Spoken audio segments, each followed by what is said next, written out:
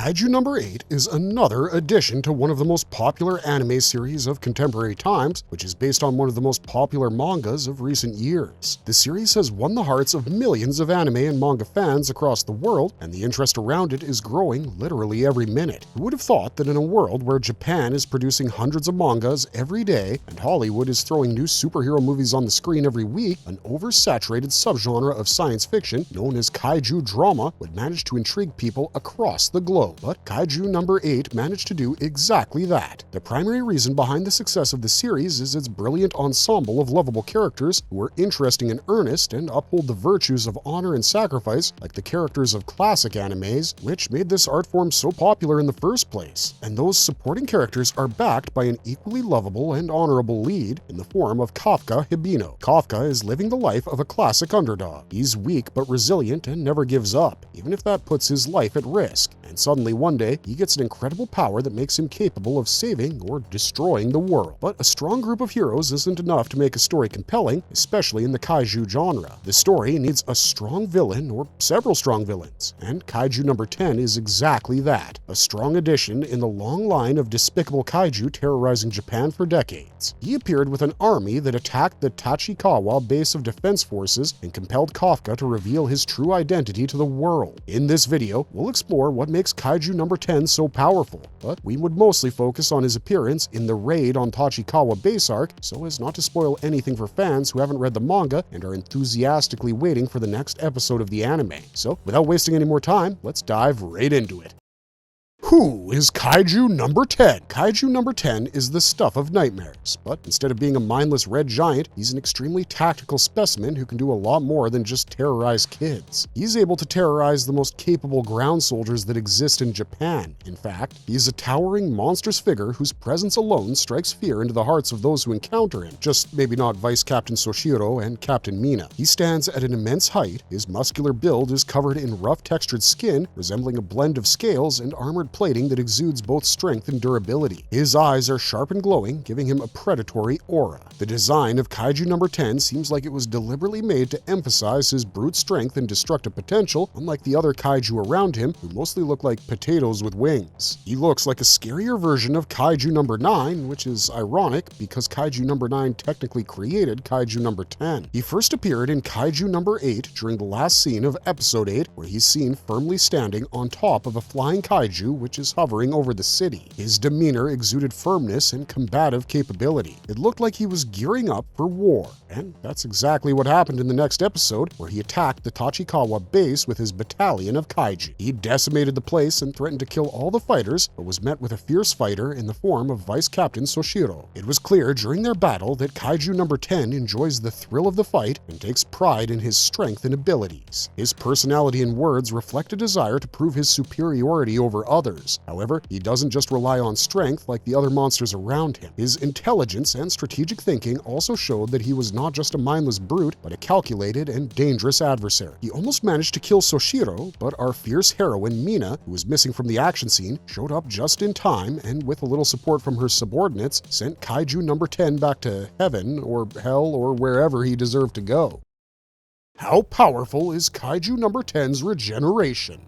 Can he regrow his limbs or recover from total destruction? It's explained many times in Kaiju number 8 that any kaiju who's assigned a number is extremely strong and cannot be defeated by a rookie officer. Only a high-ranking officer with enhanced skills and capabilities like Captain Mina or Soshiro can take on these monsters. Kaiju number 10 proved to be worthy of his number, as he almost wiped out the Tachikawa base with little help from his minions. The reason for his toughness is his remarkable regeneration ability, due to which he is able to grow back a severed limb with ease. This means that in the midst of battle, when he lost an arm, leg, or even part of his tail, he was able to regrow the lost appendage. The speed at which this regeneration occurs can vary depending on the severity of the injury and the circumstances of the fight, but it was generally quick enough to make him a persistent threat throughout the battle of the Tachikawa base. The efficient limb regeneration helped him quickly recover from a severe injury incurred from the blades of Soshiro, and he continued fighting while protecting his core against multiple enemies attacking him at once.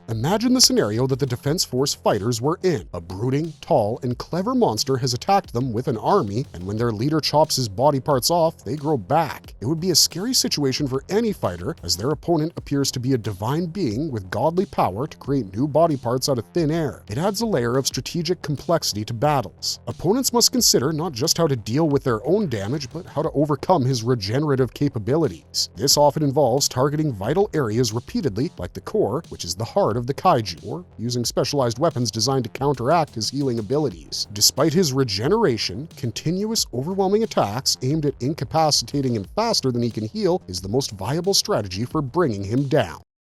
Does Kaiju No. 10's regeneration have limitations, such as slower recovery for larger wounds? While Kaiju No. 10's regenerative abilities are powerful, they're not limitless. The larger and more severe the wound, the longer it takes for Kaiju No. 10 to fully regenerate. Minor injuries, such as superficial cuts and small punctures, can heal rapidly, often in a matter of moments. By contrast, larger wounds, such as deep gashes, severed limbs, or extensive tissue damage, require more time and energy to regenerate completely. Also remember that Kafka Hibino told us that regeneration is an energy-intensive process. Kaiju No. 10 needs substantial energy reserves to fuel his regenerative abilities. Considering his size, his limbs must take millions of units of energy to regrow within seconds. When he was in the midst of his prolonged battle with the elite officers and had sustained multiple injuries, it was noticed that his energy levels depleted, slowing down the regeneration process. In extreme cases, if he runs out of energy, his ability to regenerate could be severely compromised. On the other side, total destruction, such as being completely obliterated or reduced to a state where no significant biological matter remains, could defeat the speed of his regenerative capabilities. For instance, if he were to be disintegrated by a massive explosion or subjected to sustained overwhelming force that leaves nothing behind, his ability to regenerate would be nullified,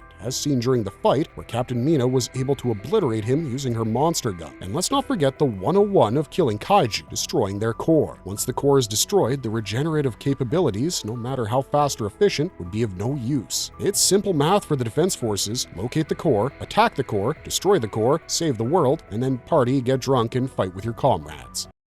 Can Kaiju No. 10 shapeshift? What makes Kaiju No. 10 terrifying isn't just his remarkable regeneration abilities, but his ability to transform into multiple forms, which are much larger and scarier than the other kaiju. We've seen that Kafka can transform into multiple kaiju forms, but No. 10 is one step above him, as he can shapeshift into a much larger form and turn into a giant. He can grow appendages and even eyes anywhere on his body. The fact that he didn't grow eyes all over his body while battling an enemy like Vice Captain Soshiro, who relies on his lightning-fast movement to shatter his enemy and chop off their vital organs, doesn't make much sense. Perhaps he got overconfident about his strength and underestimated his enemy, or maybe growing more body parts during the fight would have drained his energy quickly, but he did use his shapeshifting power multiple times during the battle. Another interesting thing about Kaiju No. 10's shapeshifting ability is that nowhere in the anime was he seen as a human. This is interesting because both Kafka Hibino and Kaiju No. 9 can turn into human beings and live among normal people. Perhaps Kaiju No. 10 simply does not have to live a double life like Kaiju No. 8 and Kaiju No. 9, or most probably, he simply doesn't have the ability to shapeshift into anything other than an uglier version of himself. No offense to the kaijus, but the more they shapeshift, the uglier they get. Even Kafka's enhanced look, where weird limbs come out of his mouth, could give an innocent child trauma for life.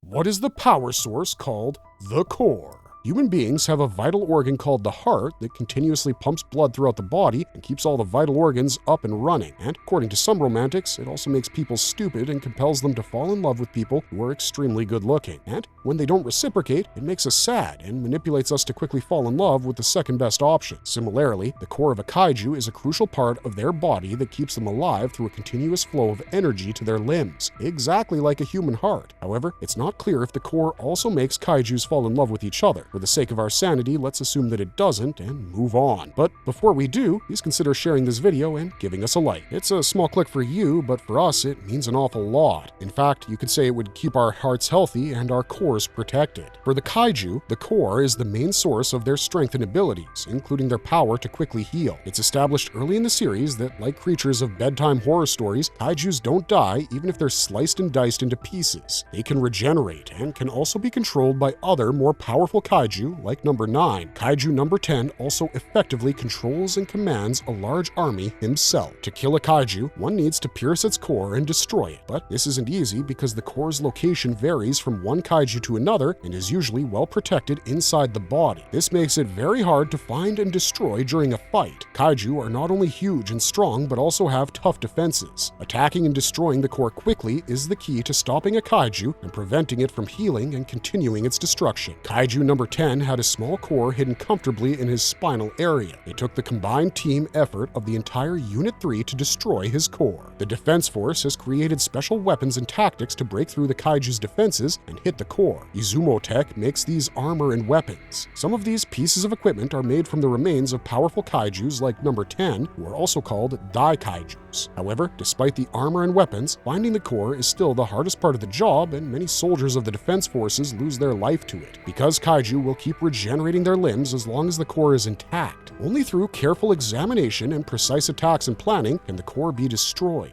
These plans often involve high-risk maneuvers and require great skill and bravery from the soldiers. Identifying and targeting the core adds a strategic element to the battles, highlighting the importance of precision and tactics over sheer strength. The main protagonist of the series, Kafka Hibino, possesses great knowledge of kaiju anatomy, which comes in handy during these battles. His experience and unique abilities allow him to help the Defense Force in ways that regular soldiers can't. He provides valuable insight into kaiju behavior and weaknesses. However, powerful enemies like number 10 are well aware of their vulnerabilities and keep their core under great protection.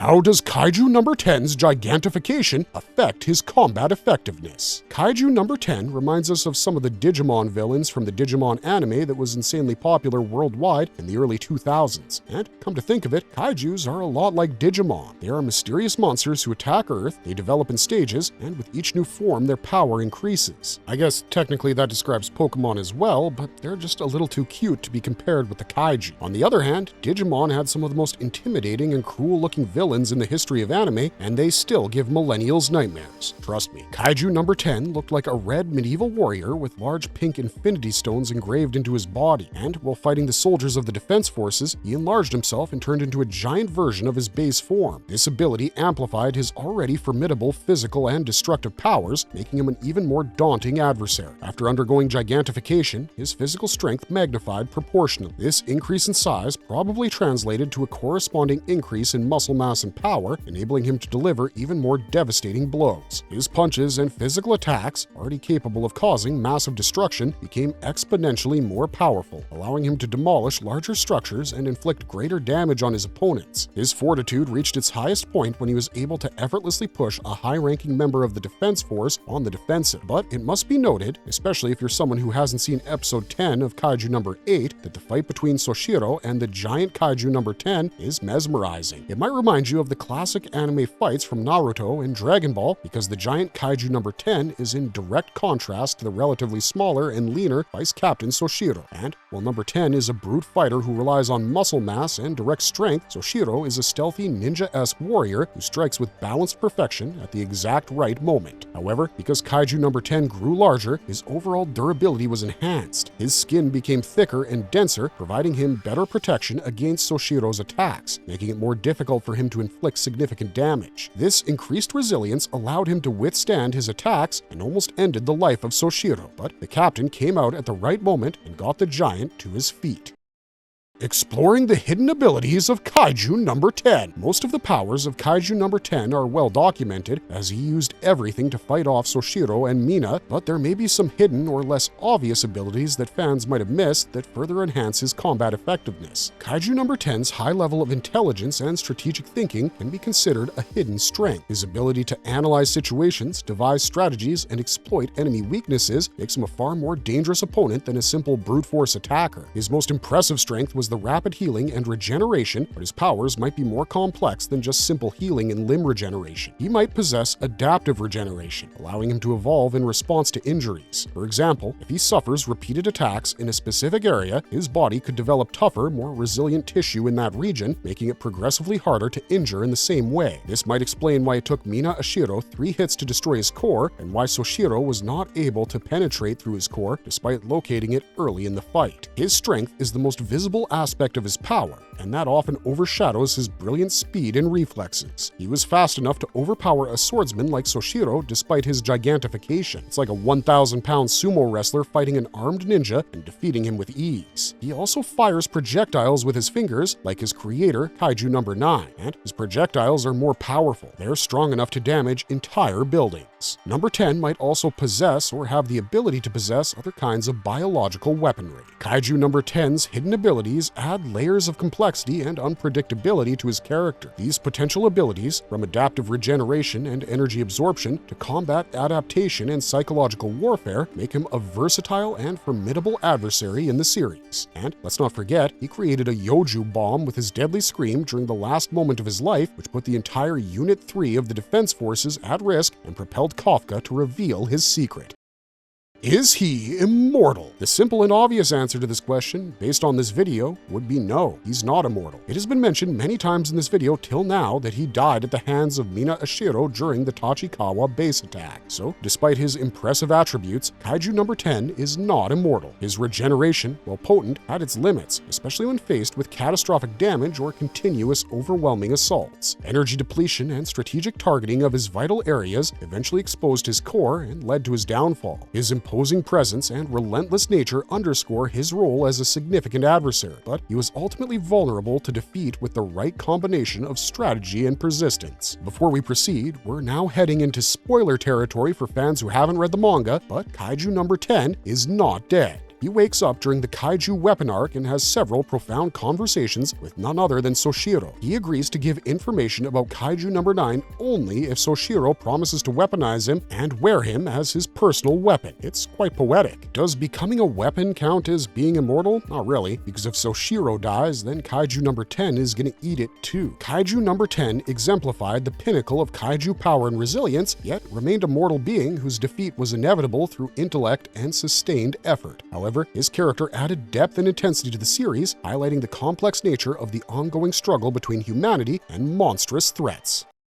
Marvelous verdict! Kaiju No. 10 is a multifaceted and formidable character within the Kaiju No. 8 series. He made the early parts of the story more interesting with his presence. His extraordinary regenerative abilities and immense physical strength made him a near unstoppable force, capable of recovering from severe injuries and delivering devastating attacks. His tough, armored skin and potential for energy absorption further enhance his durability, allowing him to withstand significant damage and sustain prolonged engagements. Moreover, his strategic intelligence and adaptability in combat sets him apart from many other kaiju, making him the catalyst for Soshiro's growth and Kafka's true identity reveal, which pushed the narrative into a more exciting direction. Have you watched Kaiju No. 8 yet? What's the most interesting thing about this popular manga? Do you think Kafka Hibino would have been able to defeat an enemy like No. 10 all by himself? Let us know your thoughts in the comments down below. Don't forget to like this video and subscribe to Marvelous Anime, and as always, thanks for watching, stay safe out there,